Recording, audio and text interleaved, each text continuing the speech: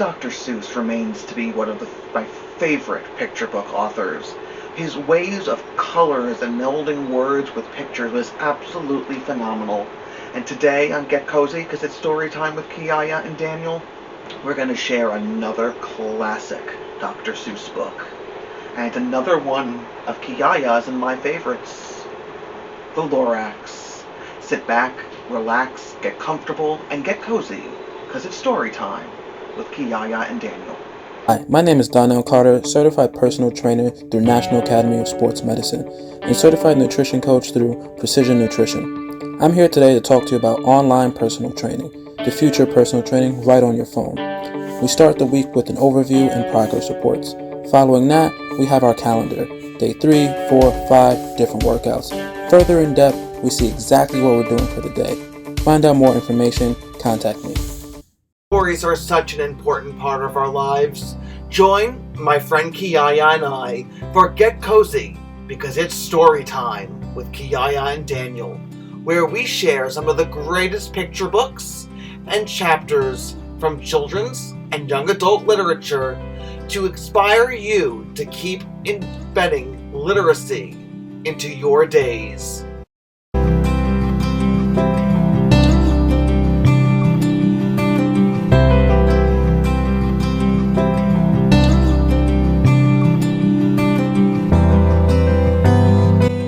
I'm Daniel, and Kiyaya and I are here to share this all with you.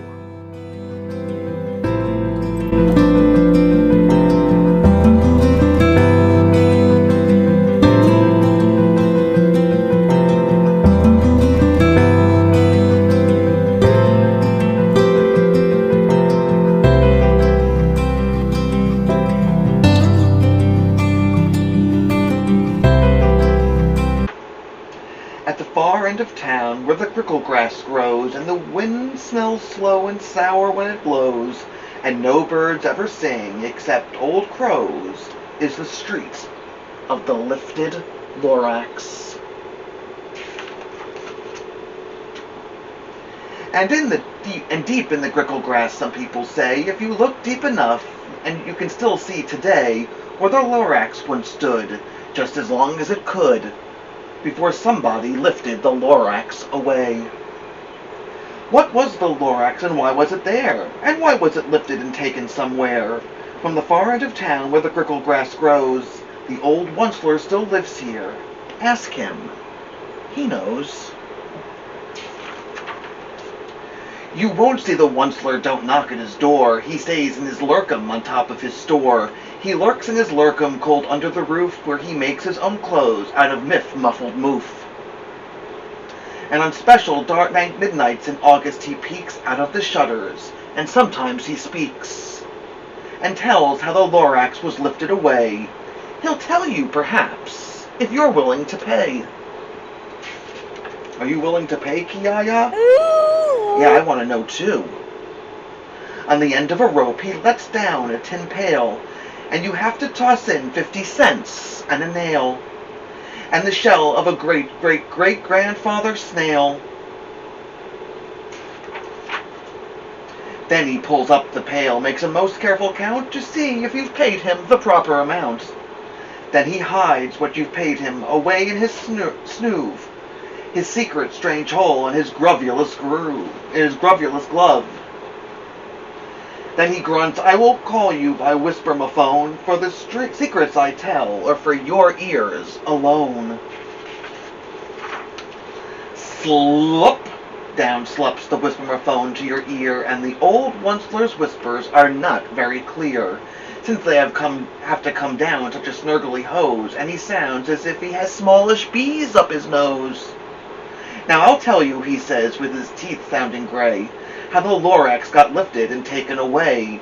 It all started way back, such a long, long time back. Way back in the days when the grass was still green, and the pond was still wet, and the clouds were still clean, and the song of the Swami swans rang out in space, one morning I came to this glorious place. And I first saw the trees, the trufula trees, the bright-colored tufts of the trufula trees, mile after mile, in the fresh morning breeze. Yeah, isn't that really cool? And under the trees I saw brown barbaloots frisking about in their barbaloot suits as they played in the shade and ate trufula fruits. From the tribulous pond came the comfortable sound of the humming fish humming while splashing around. But those trees, those trufula trees, all my life I've been searching for trees such as these. The touch of their tufts was much softer than silk, and they had a sweet smell of fresh butterfly milk. I felt a great leaping of joy in my heart. I knew just what I'd do. I unloaded my cart. What do you think he's going to do, Kiyaya? In no time at all, I had built a small shop, and I chopped down a trufula tree with one chop. And with great skillful skill and with great speedy speed, I took the soft tuft and I knitted a thneed. The instant I finished, I heard a gazump. I looked, I saw something pop out of the stump of the tree I chopped down. It was sort of a man. Describe him? That's hard. I don't know if I can. He was shortish and oldish and brownish and mossy, and he spoke with a voice that was sharpish and bossy. I don't know anybody who has a sharpish and bossy voice, Kiyaya, do you?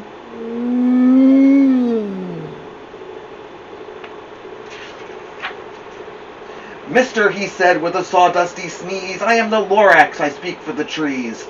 I speak for the trees have no tongues, and I'm asking you, sir, at the top of my lungs. And he was very upset as he shouted and puffed, what is that thing you've made out of my trufula tuft? Look, LORAX, I said, there's no cause for alarm. I chopped just one tree, and I'm doing no harm. I'm being quite useful. This thing is a thneed. A thneed's to find something that all people need. It's a shirt, it's a sock, it's a glove, it's a hat, but it has other uses, yes, far beyond that. You can use it for carpets, for pillows, for sheets, or curtains, or covers, for bicycle seats. The LORAX said, sir, you are crazy with greed. There is no one on earth who would buy that fool thneed. But the very next minute I proved he was wrong, for just at that minute a chap came along, and he thought that the thneed I had knitted was great. He happily bought it for $3.98. I laughed at the LORAX. You poor stupid guy, you never can tell what some people will buy. I repeat, cried the LORAX, I speak for the trees. I'm busy, I told him. Shut up, if you please. I rushed across the room, and in no time at all, I built a radio phone. I put in a quick call. I called all my brothers and uncles and aunts, and I said, listen here, here's a wonderful chance for the whole Onceler family to get mighty rich. Get over here fast, take the road to North Nitch. Turn left at Weehawken and sharp right at South Stitch. And in no time at all, in the factory I built, the whole Onceler family was working full tilt. We were all knitting thneeds just as busy as bees to the sound of the chopping of trufula trees. Now, do you think the LORAX is going to be happy, Kiyaya? Yeah, he doesn't look very happy over there. Then, oh baby, oh, how my business did grow. Now chopping one tree at a time was too slow. So I quickly invented my super axe hacker, which whacked off 4 trufula trees at one smacker. We were making thneeds 4 times fast as before, and that LORAX, he didn't show up anymore. But the next week, he knocked on my new office door. He snapped, I'm the LORAX who speak for the trees, which you seem to be chopping as fast as you please. But I'm also in charge of the brown barbaloots who played in the shade in their barbaloot suits, and happily lived eating trufula fruits. Now thanks to your hacking my trees to the ground, there's not enough trufula fruit to go round. And my poor barbaloots are getting the crummies because they have gas and no food in their tummies. Poor brown barbaloots. They loved living here, but I can't let them stay. They'll have to find food, and I hope that they may. Good luck, boys, he cried, and he sent them away. I, the Onceler, felt sad as I watched them all go, but business is business, and business must grow. Regardless of crummies and tummies, you know. He sounds pretty greedy, doesn't he? Yeah. I meant no harm, I most truly did not, but I had to grow bigger. So bigger I got. I biggered my factory, I biggered my roads, I biggered my wagons, I biggered the loads of the needs I shipped out. I was shipping them forth to the south, to the east, to the west, to the north. I went right on biggering, selling more needs, and I biggered my money, which everyone needs.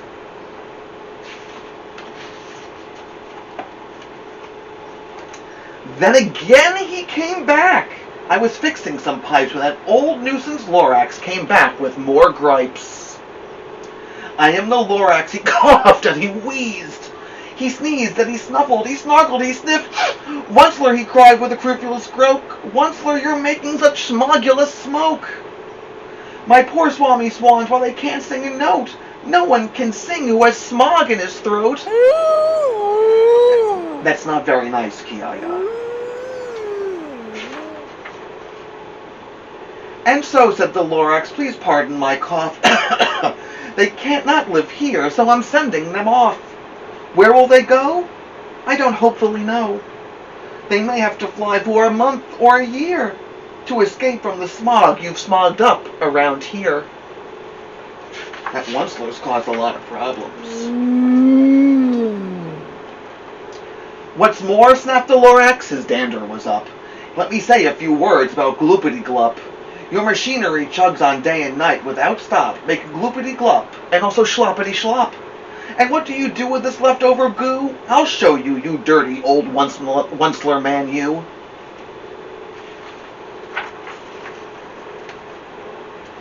You're glumping the pond where the humming fish hum. No more can they hum, for their gills are all gummed.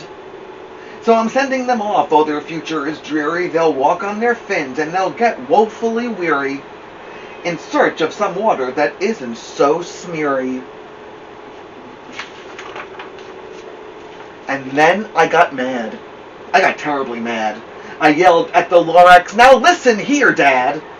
All you do is yap yap and say bad, bad, bad, bad. Well, I have my rights, sir, and I'm telling you.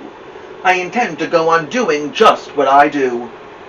And for your information, you LORAX, I'm figuring and biggering and biggering and biggering, turning more trufula trees into needs which everyone needs. All he cares about is those needs, Kiyaya.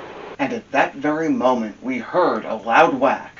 From outside in the fields came a sickening smack of an axe on a tree. Then we heard the tree fall, the very last trufula tree of them all. No more trees, no more needs, no more work to be done. So in no time, my uncles and aunts, everyone, all waved me goodbye. They jumped into my cars and drove away under the smuggered stars. Now all that was left neath the bad-smelling sky was my big, empty factory, the LORAX, and I. The LORAX said nothing, just gave me a glance, just gave me a very sad, sad backward glance, as he lifted himself by the seat of his pants, and I'll never forget the grim look on his face when he hoisted himself and took leave of this place. Through a hole in the smog, without leaving a trace.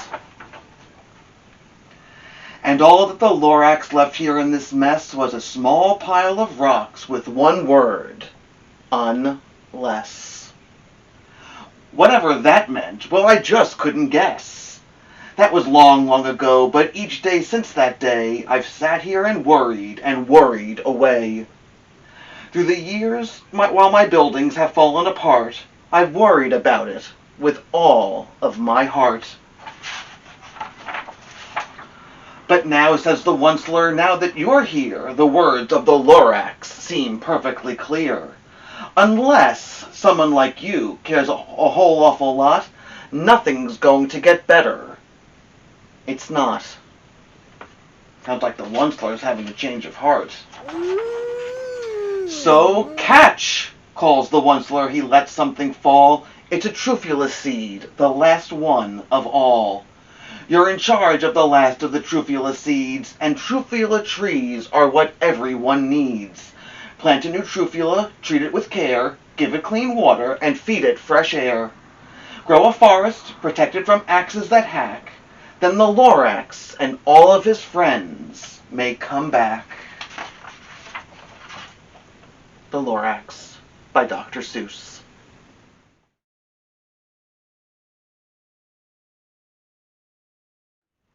Kiyaya and I hope you enjoyed our episode of Get Kozy as we read to you The LORAX by Dr. Seuss.